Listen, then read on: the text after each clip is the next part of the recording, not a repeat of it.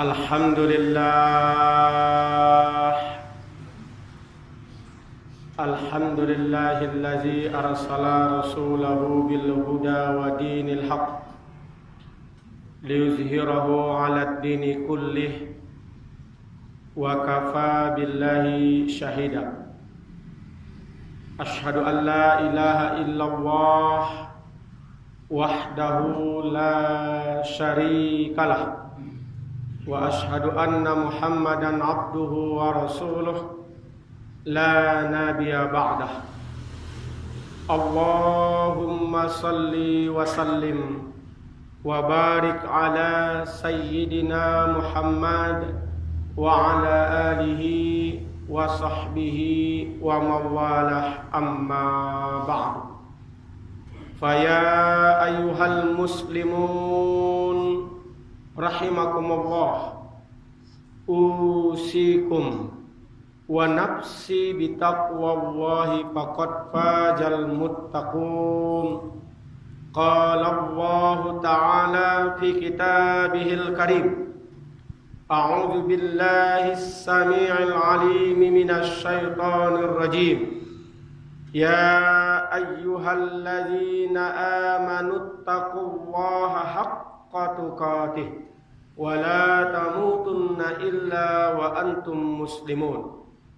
Wa qala an-nabiyyu sallallahu alaihi wasallam fi kitabihil hadis, ittaqillaha haitsuma kunta wa atbi'is syai'atal hasanah tamhuha wa khaliqin nas bi khulqin hasan.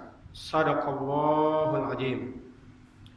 Orang-orang tua saya, paduka bapak-bapak, saudara-saudaraku yang seiman, seakidah dan seagama, dan seluruh ma'asyiral muslimin, sidang jemaah Jumat yang saya hormati dan insya Allah juga dimuliakan oleh Allah Subhanahu wa ta'ala. Amin ya rabbal alamin. Di dalam surah Ali Imran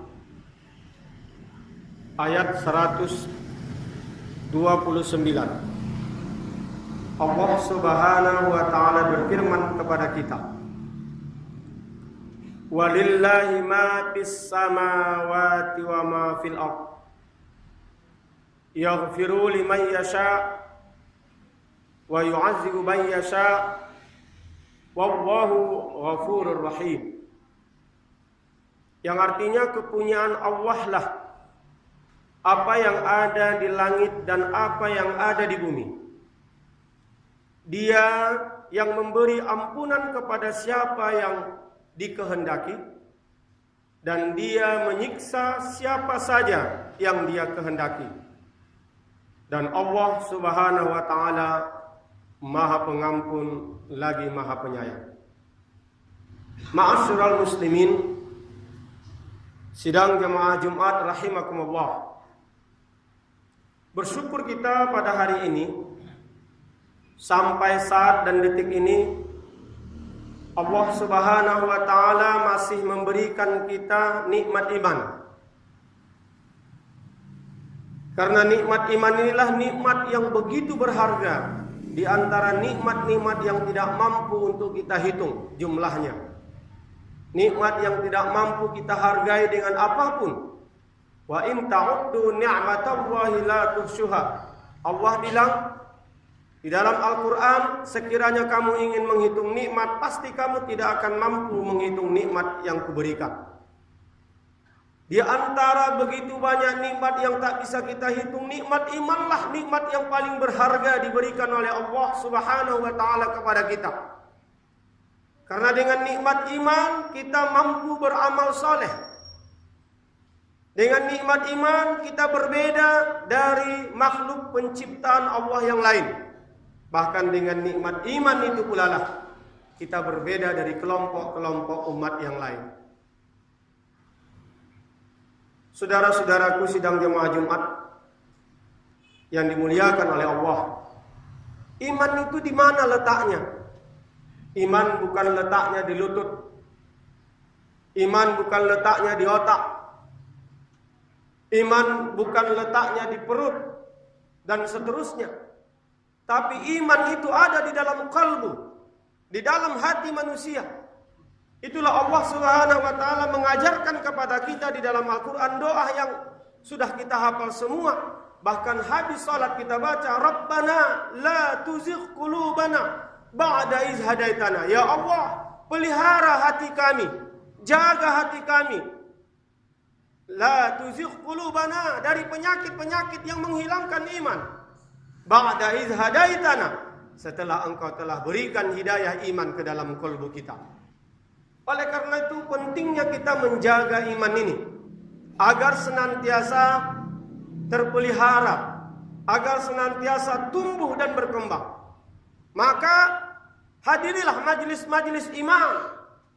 Karena di dalam majelis iman yang dibicarakan adalah ayat-ayat Allah, yang dibicarakan adalah hadis-hadis Rasulullah, yang dibicarakan adalah amal-amal yang bisa mendekatkan diri kita kepada Allah. Maka wajar Rasulullah mengatakan majelis iman adalah taman surga sebelum taman yang sebenarnya yang sudah ada di dunia. Menghadiri majelis iman adalah merupakan salah satu sarana kita menumbuh kembangkan iman yang menjadi nikmat luar biasa yang diberikan oleh Allah kepada kita, dan belum tentu diberikan oleh Allah kepada siapapun di dunia ini. Yang kedua, untuk menjaga iman, maka peliharalah hati kita dari seluruh penyakit-penyakit yang bisa mengotori iman, bahkan menghilangkan iman itu sendiri. Bagaimana kita menjaga hati? Perbanyaklah ingat berzikir kepada Allah, banyak berdoa kepada Allah, dan yang ketiga, banyaklah beristighfar, minta ampun kepada Allah Subhanahu wa taala. Sebagaimana ayat yang saya bacakan pada surah Ali Imran ayat 129, Allah katakan, dengan pongah dan sombong, karena Allah berhak sombong. Walillahi ma bis samawati wal ardh. Manusia tak boleh pongah. Manusia tidak boleh sumbar. Manusia tidak boleh sombong. Tapi Allah boleh. Sehingga dia mengatakan, walillahi ma bis samawati wal ardh. Kepunyaankulah yang ada di langit, yang ada di bumi. Dan Allah bilang, yaghfiru liman yasha, akulah yang bisa mengampuni orang yang ku kehendaki. Wa yu'adzibu man yasha, dan aku juga yang akan mengajab orang yang bisa ku kehendaki. Ma'asyiral muslimin, luar biasa kekuasaan Allah Subhanahu wa taala. Dia bisa mengampuni kita kalau dia mengkehendaki. Maka Rasulullah sallallahu alaihi wasallam walaupun sudah dijamin oleh Allah masuk surga. Kenapa dijamin oleh Allah? Karena Rasulullah adalah Habib Allah, kekasih Allah. Manusia maksum di dunia ini yang tak luput dari salah dan khilaf, yang tak pernah bersalah dan tidak pernah berdosa. Dan kalaupun melakukan kesalahan langsung diampuni, itu Rasul, bukan kita. Tetapi apa kata Rasulullah sallallahu alaihi wasallam? Innahu lay'ani ala qalbi wal'ani lastaghfirullahi fil yaumi wa ma lahu marah.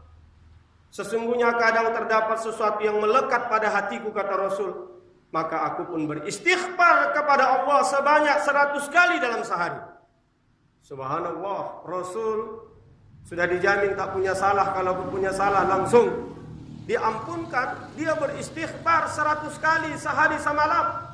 Dalam riwayat yang lain pagi sore Rasul malah membaca Sayyidul Istighfar.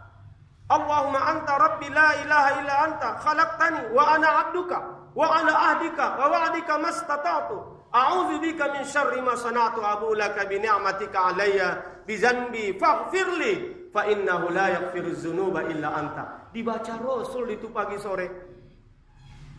Kita paling membaca astaghfirullahalazim allazi la ilaha illa huwal hayyul qayyum wa atubu ilaih. Itu pun kadang tak sempat habis.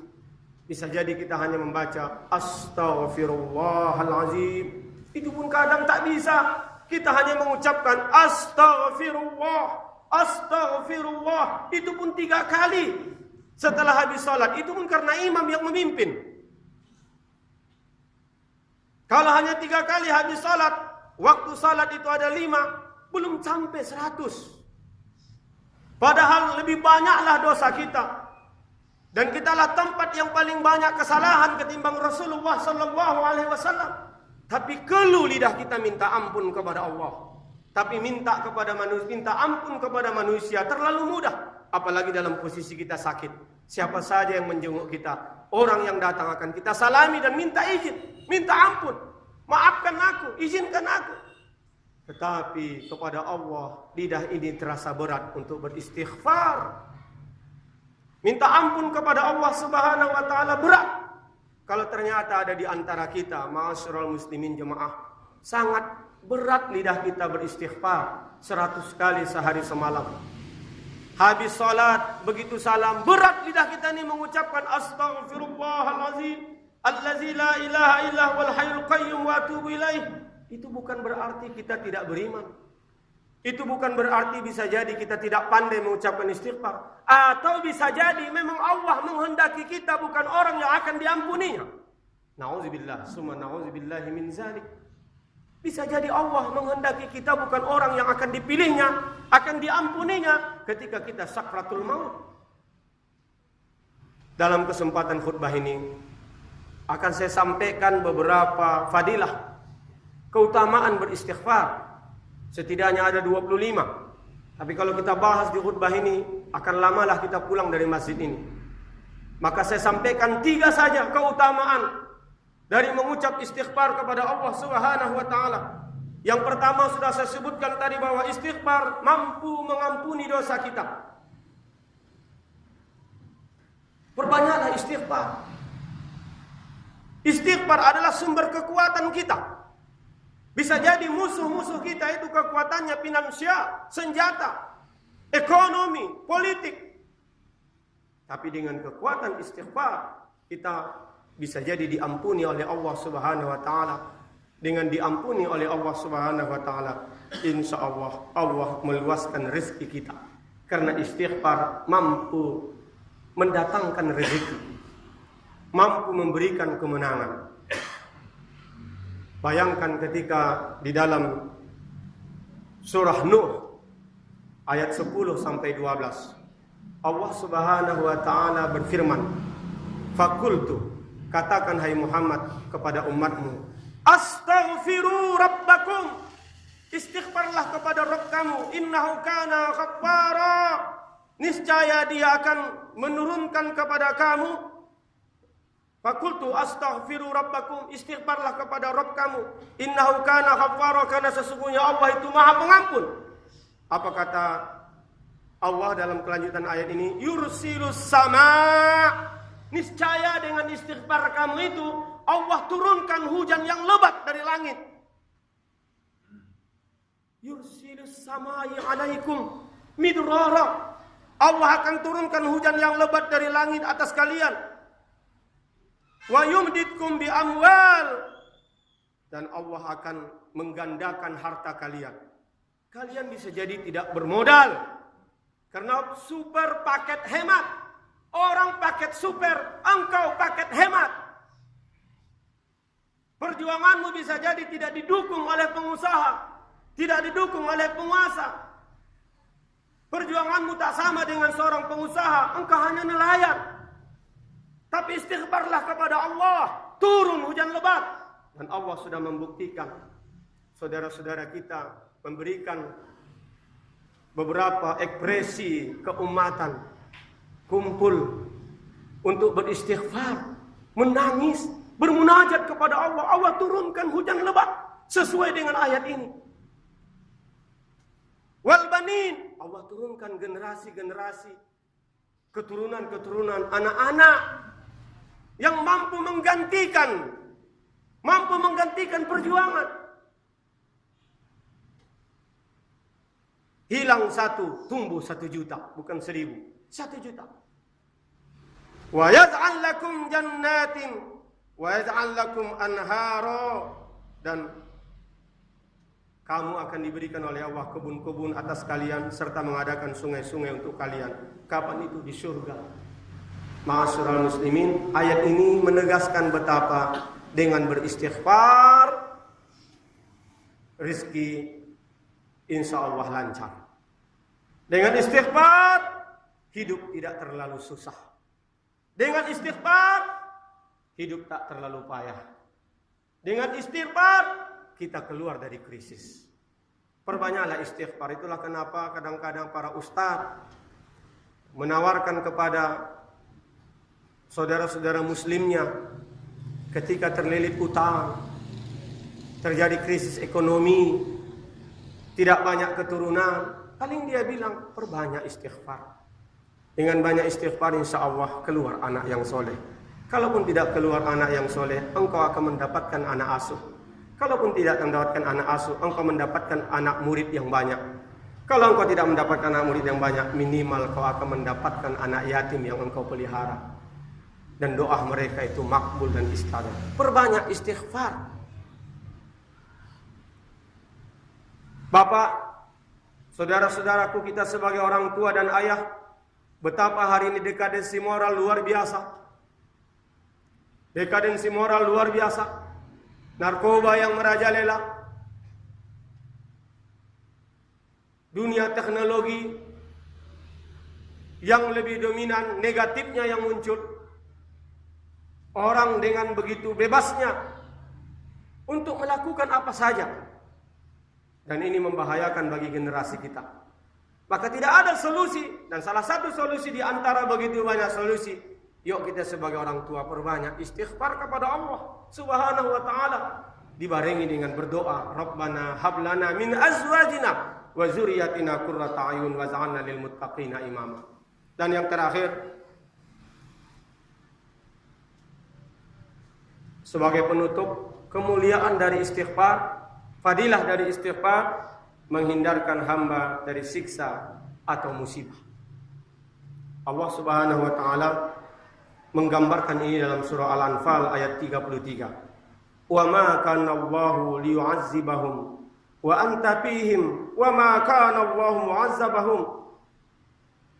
mu'azzibahum wa hum yastaghfirun. Dan Allah, kata Allah, tidak akan menyiksa mereka. Bisa jadi itu kaum, bisa jadi itu negeri, bisa jadi itu kampung ini, bisa jadi itu keluarga. Wa ma kana Allah tidak akan liyu'azzabahum, tidak akan mengajab kalian. Wa anta fihim wa ma kana Allahu mu'azzibahum wa hum yastaghfirun, selagi mereka ada orang-orang yang istighfar kepada Allah. Bapak jemaah Jumat rahimakumullah, bisa jadi kampung ini, bisa jadi sudah pantas mendapatkan ajab dari Allah. Bisa jadi kota ini sudah pantas mendapatkan ajab dari Allah. Bisa jadi negeri ini sudah pantas mendapatkan ajab dari Allah. Karena maksiat lebih banyak daripada orang yang soleh. Tempat-tempat yang salah lebih banyak daripada tempat-tempat yang soleh. Sarana-sarana yang tidak baik itu lebih berkeliaran, lebih merajalela daripada tempat-tempat yang tidak baik. Bisa jadi Allah akan menurunkan azabnya, tetapi Allah enggan menurunkan azabnya karena ada sekelompok kecil orang atau segelintir orang yang di sepertiga malam masih menangis, mengambil wudu, salat, lalu bertaubat, istighfar kepada Allah sambil baca Quran. Astaghfirullahaladzim. Allah enggan melaknat kampung kita ini. Allah enggan menurunkan azab yang besar di kampung ini. Kalaupun turun hanya sebatas peringatan, peringatan saja, tapi tidak apalah, membahayakan sekali. Kalaupun turun banjir hanya sekedar tenggelam rumah, tapi tidak ada pala korban jiwa. Masih bisa ketawa, anak-anak bisa bermain air. Itu hanya bentuk cubitan kasih sayang Allah, belum ajab. Kenapa? Karena masih ada orang-orang yang istighfar. Yang saat dia istighfar, hujan begitu lebatnya turun. Bukti Allah memberkahi istighfarnya kaum mukminin itu.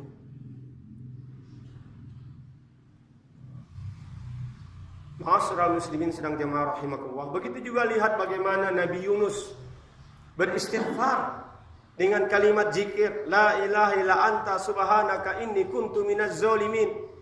Bagaimana Nabi Yunus yang tidak akan bisa mungkin menurut logika akan selamat dan keluar dari perut ikan, yang ikan ini begitu besar, berada di tengah lautan, bahkan tenggelam masuk ke dalam dasar lautan. Mana mungkin bisa secara logika Yunus akan keluar dari bahaya ini.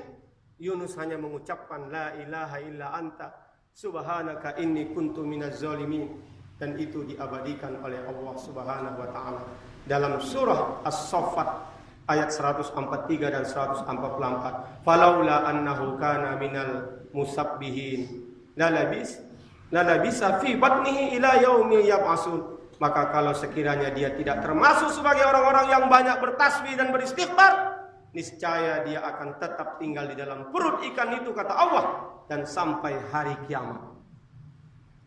Dan ternyata Yunus keluar dari perut ikan. Inilah dalil dengan istighfar, dengan memperbanyak istighfar, memperbanyak taubat kepada Allah, akan keluar kita dari krisis dekadensi moral ini. Kita keluar dari krisis politik ini. Kita keluar dari krisis ekonomi. Perbanyak istighfar, bukan perbanyak pesta. Bukan memperbanyak nyanyian, pesta pora, megah-megahan,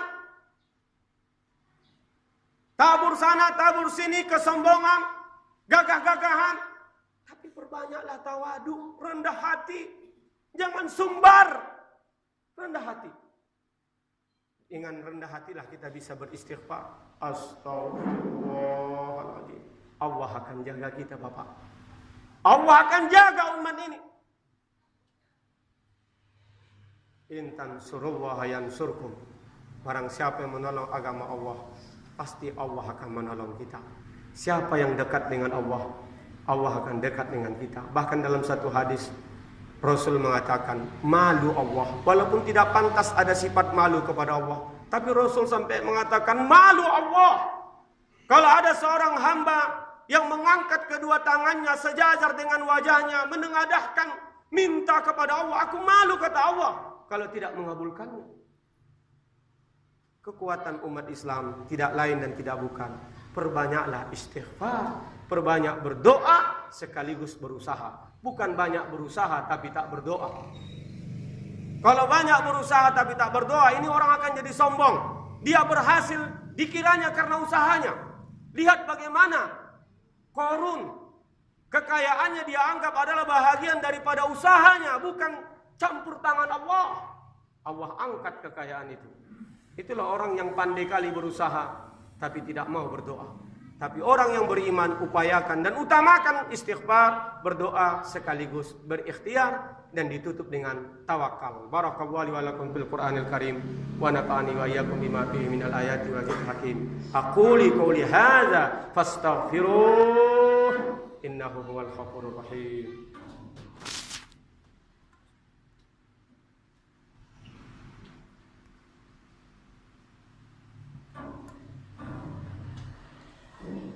Alhamdulillah nasta'inuhu wa nastaghfiruh wa na'udzu billahi min shururi anfusina wa min sayyiati a'malina. May yahdihillahu fala mudilla lahu wa may yudlilhu fala hadiya lahu. Ashhadu an la ilaha illallah wahdahu la syarika lahu wa ashhadu anna Muhammadan abduhu wa rasuluh. Sallallahu alaihi Nabi Muhammad wa ala alihi wa sahbihi ajma'in. Allahumma salli ala nabina Muhammad wa ala alihi wa ashabihi wa sallam tasliman katsira. Qala Allah ta'ala ya ayyuhallazina amanu taqullaha haqqa tuqatih wa la tamutunna illa wa antum muslimun. Usikum wa nafsi bitaqwallah faqad fazal muttaqun. وقال الله تعالى ومن يتق الله يجعل له مخرجا وقال ومن يتق الله يكفر عنه سيئاتهم ويعظم له أجرا.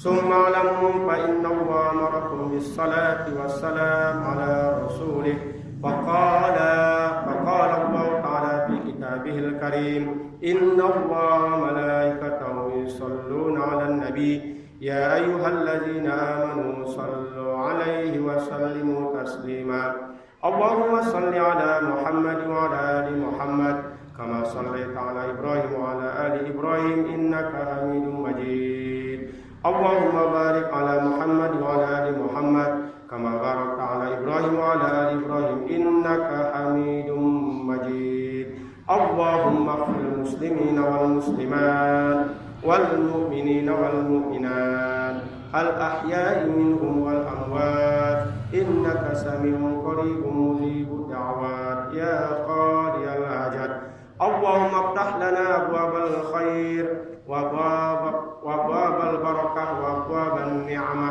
وأبواب الرزق وأبواب القوة وأبواب السلامة وأبواب العافية وأبواب الجنة اللهم عافنا من كل بلاء الدنيا وعذاب الآخرة وشر الدنيا وشر الآخرة غفر الله لنا وله برحمتك يا أرحم الراحمين ربنا آتنا في الدنيا حسنة وفي الآخرة حسنة وقنا عذاب النار عباد الله إن الله يأمركم بالعدل والإحسان وإيتاء ذي القربى وينهى عن الفحشاء والمنكر والبغي يعظكم لعلكم تذكرون فاذكروا الله العظيم يذكركم واسألوه من فضله يعطيكم ولذكر الله أكبر أقيموا الصلاة